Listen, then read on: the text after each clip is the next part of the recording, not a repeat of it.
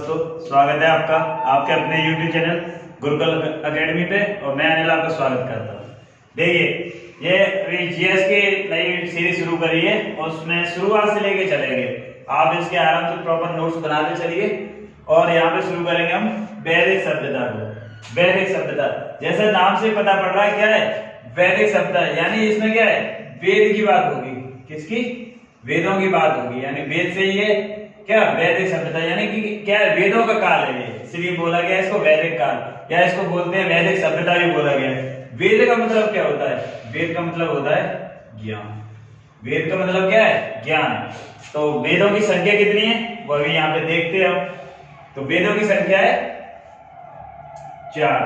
तो उन 4 वेदों के बारे में हम जानेंगे कौन से हैं। ऋग्वेद है पहला, ये सबसे पुराना भी है। ऋग्वेद सबसे पुराना क्वेश्चन पूछा जाता है, सबसे पुराना कौन सा है? तो ऋग्वेद है सबसे पुराना। या सबसे प्राचीनतम कौन सा है? तो कौन सा है? ऋग्वेद है। पूछा जाएगा 4 है इनमें से, और सबसे नया कौन सा है? तो अथर्ववेद क्या है? सबसे नया ये। अब नया का मतलब ये नहीं है कि कल ही बना है। नया का मतलब ये है ये 4 वेद बने हैं, उन्हें सबसे बाद में बना है अथर्ववेद। ठीक है, ये है। और ये 4 के बारे में। और यहाँ पे डला हुआ क्या? वैदिक काल। और इसका टाइम पीरियड क्या है? 1500 बीसी से लेके 600 बीसी तक। ठीक है, तो इसको मैंने डिवाइड किया 2 भागों में, पूर्व वैदिक काल और क्या है पूर्व वैदिक काल और उत्तर वैदिक काल। पूर्व वैदिक काल का मतलब है पहले का वैदिक काल। यानी पूर्व माने क्या होता है? पहले। जैसे किसी के लगा हो जो प्रधानमंत्री वगैरह पहले रहा हो तो क्या लगा देता है? पूर्व प्रधानमंत्री, यानी कि ये रह चुके हैं पहले, यानी पहले की बात करता है। और यही उत्तर मतलब होता है बाद की। उत्तर वैसे भी प्रश्न पहले पूछा जाता है, उत्तर बाद में दिया जाता है, ऐसे भी रिलेट कर सकते हैं आप उसको। तो ये क्या है? उत्तर वैदिक काल है, यानी कि बाद का वैदिक काल। अब देखो यहाँ पे आगे टाइम पीरियड क्या है दोनों का। ऐसी क्या हुई कंडीशन हुई कि दोनों को बदलना पड़ा, यहाँ पे डिवाइड करना पड़ा। तो वो चीज देखते हैं। देखो यहाँ पे लिखा है 1500 बीसी से लेके 1000 बीसी, और यहाँ पे क्या 1000 बीसी से 600 बीसी तक। अब इसमें देखो जो 1000 बीसी है यानी 1000 बीसी है वो दोनों में आ रहा है, यहाँ पे भी आ रहा है और यहाँ पे भी आ रहा है। तो एक ऐसी क्या कंडीशन है कि दोनों यहीं पे बदला जा रहा है 1000 बीसी में। ऐसी क्या चीज हो गई कि इन्होंने बदला हो गया, यानी कि डिवाइड किया गया यहाँ से। तो इसमें कंडीशन ये हुई कि यहाँ पे एक बहुत ही महत्वपूर्ण खोज हुई है, लोहे की खोज। क्वेश्चन आपसे पूछा जाए कि लोहे की खोज कब हुई है, तो क्या बताओगे आप? 1000 बीसी में हुई है। कहां पर? अतरंगी खेड़ा, जो एटा जिला में पड़ता है यूपी के, वहां हुई है। किसकी? लोहे की खोज। ठीक है, तो ये है। तो यहाँ पे क्या होगा? जैसे क्वेश्चन पूछा जाएगा कि भाई क्या क्यों होगा डिवाइडेशन, क्यों हुआ इनका? तो इसलिए हुआ कि यहाँ पे क्या है, अब लोहे से पहले का जो टाइम पीरियड होगा उसमें कुछ अलग कंडीशन होगी, और लोहे के बाद वाला उसमें अलग कंडीशन बनेगी। जैसे आपके प्रेजेंट टाइम में देख लिया जाए, जैसे कोरोना काल चल रहा है इस टाइम। भाई कोरोना के बाद देखो आप, दुनिया बिल्कुल उथल पुथल हो गई है। तो उसमें क्या है, अब जो हिस्ट्री लिखी जाएगी प्रेजेंट टाइम की, तो कैसे लिखी जाएगी? पूर्व कोरोना काल, आफ्टर कोरोना काल, या उत्तर कोरोना काल। यानी कि कोरोना काल से पहले की कैसा टाइम था और बाद का सिचुएशन अलग अलग हो गई है। अभी देख लो, हम लोग देख रहे हैं सोशल डिस्टेंसिंग का पालन कर रहे हैं, मास्क लगा रहे हैं, और किसी भी कोचिंग है या कहीं शिक्षण संस्थान में 50% से लोग ज्यादा नहीं बैठ सकते। तो ये सारी कंडीशन रहती। ऐसे ही वहां पे जब लोहे की खोज हुई तो उससे क्या है, हथियार बने। कृषि में भी अलग बदलाव है, क्योंकि लोहे की खोज से आप देखते हो कोई हथियार है, यंत्र, सारी चीज ज्यादातर लोहे की बनने का, उससे कंडीशन अलग बनी। इसलिए यहाँ पे इसका डिवाइडेशन हुआ। क्या है? पूर्व वैदिक काल, इसका टाइम पीरियड क्या है? 1500 बीसी से लेके 1000 बीसी तक, और इसका टाइम पीरियड क्या है? 1000 बीसी से 600 बीसी तक, यानी उत्तर वाला। ठीक है, तो अब देखते हैं इसमें उत्तर पूर्व वैदिक काल है, उसको बोला जाता है ऋग्वैदिक काल भी बोला जाता है। क्या बोला जाता है? ऋग्वैदिक काल। किसको? पूर्व वैदिक काल को। क्या बोल रहे हैं? ऋग्वैदिक काल। क्यों बोल रहे हैं? क्योंकि इसमें जो एक वेद है महत्वपूर्ण ऋग्वेद, इसकी रचना हुई है इसी काल में। यानी कि ऋग्वेद का टाइम पीरियड पूछा जाता है कितना है? 1500 बीसी से 1000 बीसी तक, क्योंकि इसी वाले में हुई है। ठीक है, तो अब यहाँ पे देखते हैं ऋग्वेद। तो ऋग्वेद के बारे में पूछा जाता है कि इसका संकलन किसने किया है? संकलन किसने किया है? तो वेद व्यास ने किया इसका संकलन, किसका? ऋग्वेद का। और जो इसका पाठ करता है, इसका जो पाठ करता है उसको बोलते हैं होत्र। इसका जो पाठ करता है उसको क्या बोलते हैं? ऋग्वेद का जो पाठ करता है उसको बोलते हैं होत्र। और इसमें क्या क्या है भाई ऋग्वेद में, और अंदर क्या क्या चीजें? तो इसमें दिया हुआ है 10 क्या है? मंडल है। 10 क्या है? मंडल है इसके। सूक्त कितने हैं? 1028 है। और जो मंत्र हैं वो कितने हैं? 10,462। जो मंत्र है उसके वो कितने हैं? 10,462। मंत्रों को कहीं कहीं लिखा मिल जाएगा आपको रचना है या रचनाएं कितनी है, तो वो कितनी है? 10,462। ठीक है, तो ये सारा है यहां से, इसको आप नोट कर लेना, क्योंकि इससे बहुत क्वेश्चन बोलते हैं। डायरेक्ट ही पूछेगा कि ऋग्वेद में कितने मंडल है, तो आप क्या लगाओगे? 10 मंडल है उसमें। सूक्त कितने हैं? 1028 है। और जो मंत्र है वो कितने हैं? 10,462।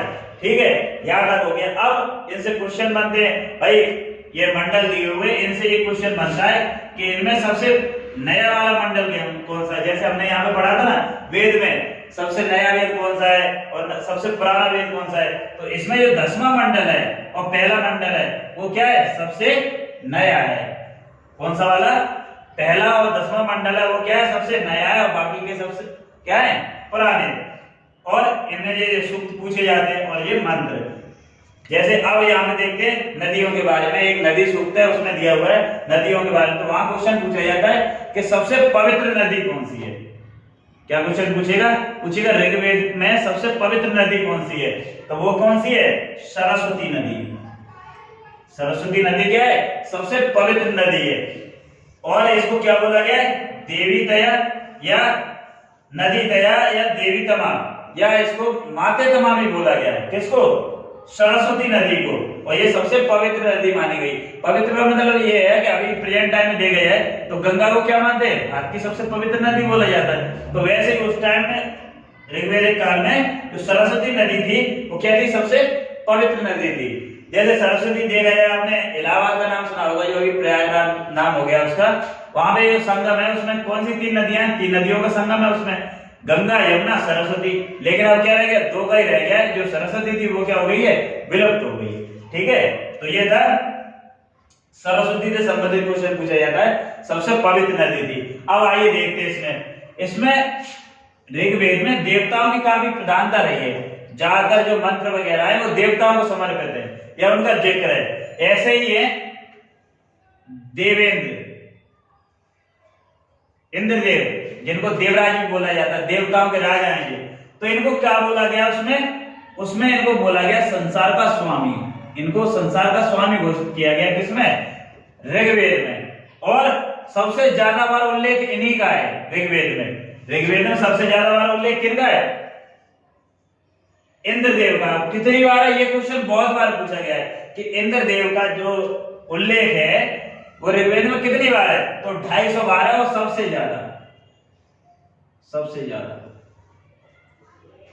लिखा हुआ है ऊपर, सबसे ज्यादा। ठीक है, सबसे ज्यादा है किसका? इंद्रदेव का। कितनी बार है? 250 बार है। ये ध्यान रखना। अब आता है सबसे मोस्ट इंपोर्टेंट क्वेश्चन जो इनसे पूछा जाता है, वीआईपी समझ लेना इसको। वीआईपी बहुत इंपोर्टेंट है ये वाला क्वेश्चन। कौन सा? गायत्री मंत्र का सबसे ज्यादा यही पूछा जाता है। इनसे देखो 3 तरीके से पूछेगा। गायत्री मंत्र ऋग्वेद के किस मंडल में? तो तीसरे मंडल में। और ये जो गायत्री मंत्र है वो किस देवी या देवता को समर्पित है? तो यहाँ पे इसके नाम से क्या लगता है? ये स्त्रीलिंग है, यानी किसी देवी को समर्पित होगा। लेकिन दोस्तों यही धोखा खा जाते हो। ये किसको समर्पित है? ये सूर्य देवता को समर्पित है। जो गायत्री मंत्र है वो किस देवता को समर्पित है? सूर्य देवता को समर्पित है। और थोड़ा सा अच्छा क्वेश्चन बनाएगा तो ये पूछेगा इसकी रचना किसने करी है? तो इसकी रचना करी है दोस्तों विश्वामित्र ने। जो गायत्री मंत्र है वो ऋग्वेद के तीसरे मंडल में है, सूर्य देवता को समर्पित है। और इसकी जो रचना की है वो किसने करी है? विश्वामित्र ने करी है। ये इससे क्वेश्चन बनता है गायत्री मंत्र से। कौन कौन सा? ऋग्वेद में है, तीसरे मंडल में है, और इसकी जो किस देवता को समर्पित है? सूर्य देवता को समर्पित है। और इसकी रचना विश्वामित्र ने करी है। अब देखो यहाँ पे एक शब्द मिलेगा आपको, क्या? बलि। बलि क्या था ऋग्वेद के टाइम पे? बलि क्या था? तो बलि एक कर था। क्या था? एक टैक्स था। एक टैक्स के रूप में लिया जाता क्या? बलि। और आगे चल के जब हम उत्तर वैदिक काल इसका सेकंड पार्ट पढ़ेंगे तो उसमें मिलेगा एक और ऐड कर दिया जाएगा कर भाड़ा शुल्क, वो देखेंगे आगे। अब देखो यहाँ पे क्या है? विदत। ये नाम लिखते चलना, बलि क्या है तो इसमें लिख लेना एक कर था जो लिया जाता था टैक्स के रूप में। और एक विदत क्या था? एक प्राचीनतम संस्था थी ऋग्वैदिक काल में। विदत क्या थी? एक प्राचीनतम संस्था थी जिसको उत्तर वैदिक काल में समाप्त कर दिया गया। क्या थी? एक प्राचीनतम संस्था थी। क्वेश्चन आए हुए विदत क्या था? 4 ऑप्शन देगा, एक संस्था थी या किसी का नाम दे देगा, मतलब 4 ऑप्शन बनाएगा तो उसमें क्या लगाओगे आप? एक प्राचीनतम संस्था थी। और इसका जो है अंत कर दिया गया, ये समाप्त कर दी गई है। कब? ये समाप्त कर दी गई है उत्तर वैदिक काल में। अब देखो यहां एक शब्द मिलेगा आपको, ये क्वेश्चन पूछा जाता है कि ऋग्वेद में किसको अघन्या कहा गया? किसको अघन्या कहा गया? तो ऋग्वेद में गाय को क्या कहा गया है? अघन्या कहा गया। किसको अघन्या कहा गया है? गाय को। तो अघन्या का मतलब है जो मारने योग्य नहीं है। अघन्या का मतलब क्या है? जो मारने योग्य नहीं है। तो जो मारने योग्य नहीं है वो कौन है? गाय। ऐसा ऋग्वेद में कहा गया है। अघन्या शब्द किसके लिए यूज हुआ है? गाय के लिए। प्रमुख खाद्य पदार्थ, तो जौ और चावल क्या थे? प्रमुख खाद्य पदार्थ थे किसके? ऋग्वैदिक काल के। प्रमुख खाद्य पदार्थ क्या है आपके? जौ और चावल। अमाजु एक शब्द है, वो किसके लिए कहा गया है? अमाजु शब्द मिलेगा, एक मिलेगा आपको क्रपड़। ये ऐसे ही पूछता है, अघन्या पूछेगा, विदत पूछेगा, अमाजु पूछेगा, क्रपड़ पूछेगा, ये शब्द दे देगा वहां पे। इनका अर्थ पूछता है कि इनका मतलब क्या है। तो अमाजु का मतलब है ऐसी लड़कियां जो आजीवन क्या रहती थी? अविवाहित रहती थी, यानी कि जो लड़कियां थी जो शादी नहीं करती थी, उनको क्या बोला गया है? उसमें अमाजु बोला गया है। किसमें? ऋग्वैदिक काल में। और क्रपड़ जो ऐतरेय ब्राह्मण थे, ऐतरेय ब्राह्मण थे, वो पुत्री को क्या बोलते थे? अपनी पुत्री को क्रपड़ बोलते थे। कौन बोलता था? ऐतरेय ब्राह्मण थे, वो क्या बोलते थे? पुत्री थी उनकी, उनको क्या बोलते थे? क्रपड़ बोलते थे। तो ये सारे क्वेश्चन पूछे हुए हैं। वेदत भी पूछा हुआ है, बलि भी पूछा हुआ है, अघन्या, क्रपड़, ये सारे क्वेश्चन आए हुए हैं। वही उठा के मैं करा रहा हूं आपको, जिससे आपको छूटे नहीं पेपर में।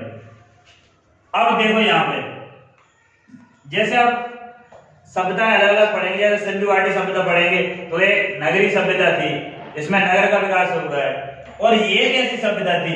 जो वैदिक काल है या ऋग्वैदिक काल है, वह कैसी सभ्यता थी? तो यह एक ग्रामीण सभ्यता थी। ये कैसी सभ्यता थी? ग्रामीण सभ्यता थी, यानी कि गांव से संबंधित थी। नगरी सभ्यता थी नहीं थी। नगरी सभ्यता कौन सी थी? सिंधु घाटी सभ्यता थी। तो इसको इंपोर्टेंट लगा लेना। यह कैसी सभ्यता थी? तो नगरी सभ्यता थी। लोग अपना जीवन है वो किससे व्यतीत कर रहे थे? तो गांव में देखा होगा लोग अक्सर क्या करते हैं? खेती करते हैं और पशुपालन करते हैं। तो इसमें भी क्या लगाओगे आप? कृषि और पशुपालन, यानी कि भैंस वगैरह को रखते होंगे या गाय को रखते होंगे। देखो गाय भी का भी जिक्र हो रहा है इसमें, तो इसको रखते होंगे, अपना जीवन यहाँ पर व्यतीत कर रहे हैं इसमें। तो यह कैसी सभ्यता थी? ग्रामीण सभ्यता थी। कौन सी? जो वैदिक सभ्यता है ऋग्वैदिक वाली, वो कैसी सभ्यता थी? ग्रामीण सभ्यता थी। अब देखो यहाँ पे एक शब्द मिलेगा आपको, धर्मशास्त्र किसको कहा गया? धर्मशास्त्र किसको बोला गया? तो जो स्मृतियां हैं, उनको क्या बोला गया है? धर्मशास्त्र बोला गया है। स्मृतियां जैसे मनुस्मृति। कौन सी स्मृति? मनुस्मृति। मनुस्मृति को क्या बोला जाता है? मनुस्मृति को बोला जाता है कानून की पहली पुस्तक। क्वेश्चन आपसे पूछ लिया जाए कि भारत की सबसे प्राचीन कानून की पुस्तक कौन सी है या सबसे पहली कानून की पुस्तक कौन सी है? तो मनुस्मृति है। कौन सी है? मनुस्मृति। और स्मृति में पूछेगा सबसे पुरानी स्मृति कौन सी है? तो मनुस्मृति है। इस बात को ध्यान रखना मेरे दोस्तों, ये क्वेश्चन बहुत पूछा जाता है कि सबसे पुरानी स्मृति कौन सी है? तो कौन सी है? वो मनुस्मृति है। अब ये बात करते हैं यहाँ पे, जैसे ये हमने पहले देख लिया था इसको, ये वाला कि पहला और 10वां मंडल हो गया सबसे नया है, ये हम पहले बता चुके इसमें, इस वाले जब मंडल पढ़ा था हमने उसमें। अब देखो जो 10वां मंडल है उसमें पहली बार जिक्र हो रहा है किस चीज का? 4 वर्ड है, आपने सुना भी होगा कि हमारे जो उसमें है वो 4 वर्डों में डिवाइड किया गया। कैसे कैसे? कि पहले वो क्या है? वो क्या है, ब्राह्मण, क्षत्रिय, शूद्र, वैश्य और शूद्र, इन चार में डिवाइड किया गया हमारे जो समाज है उसको। तो उसका जिक्र किसमें होता है, तो 10वें मंडल के पुरुष सूक्त में, 10वें मंडल के पुरुष सूक्त में किसका जिक्र हो रहा है, 4 वर्ण होगा। कौन कौन से 4 वर्ण है, ये वाले हैं, ब्राह्मण, क्षत्रिय, वैश्य और शूद्र। जैसे क्वेश्चन पूछा जाए, पूछ ले कि ऐसे सुना हुआ होगा आपका, जैसे ब्राह्मण का माना जाता है कि ये ब्रह्मा जी के मुख से निकले हैं, क्षत्रिय है वो भुजाओं से निकले हैं, जो वैश्य है वो जंघा से निकले हैं, और जो शूद्र है वो कहां से निकले हैं, पैरों से निकले। तो इसके हिसाब से उन्होंने डिवाइड किया गया था, मतलब ऐसा काम करेगा, मतलब ऐसा सुना हुआ है, ठीक है, उसको ज्यादा वो नहीं देना आपको। अब देखो इसमें क्या हो गया, अब इसमें क्या है कि कुछ पुराने नाम है नदियों के, और प्रेजेंट टाइम में क्या है वो नदियों के नाम, ये क्वेश्चन पूछा जाता है कि कुछ पुराने नाम है और प्रेजेंट टाइम में क्या है नाम, ये क्वेश्चन बनता है। जैसे दृष्टावती नदी है, उसका प्रेजेंट टाइम में नाम क्या है, घग्गर, क्या नाम है, घग्गर नदी। किसका, दृष्टावती का। सदानीरा, वहां पे पूछ लेगा इनमें से किस नदी को सदानीरा कहा गया है, या इसका प्राचीनतम नाम क्या है, सदानीरा है। तो गंडक का नाम क्या है, सदानीरा। जैसे कुभा है, उसका नाम क्या है प्रेजेंट टाइम में, काबुल। और विपाशा, विपाशा नदी है, उसका नाम क्या है प्रेजेंट टाइम में, व्यास, ये ध्यान रखना। और सतुद्री, इसका नाम क्या है, सतलज। और अस्किनी नदी, उसका नाम क्या है इस टाइम पे, चिनाब। तो ये क्या है, ये शुरुआती वीडियो था किसका, वैदिक काल का। अब नेक्स्ट वीडियो जो आएगा वो आएगा उत्तर वैदिक काल का। उसमें क्या होगा, इसमें से कुछ पॉइंट रहे होंगे वो वाले डाल दिए जाएंगे, और उत्तर वैदिक काल, यानी दोनों को पूरा कवर किया जाएगा, ठीक है। यहाँ तक मेरा वीडियो पसंद आ रहा है, या मेरा पहले वाले भी वीडियो पसंद आ रहा है, तो मेरे जो चैनल है उसको शेयर कीजिए, लाइक कीजिए और सब्सक्राइब कीजिए, ठीक है दोस्तों। मिलते हैं नेक्स्ट वीडियो में उत्तर वैदिक काल। इतना प्यार देने के लिए धन्यवाद।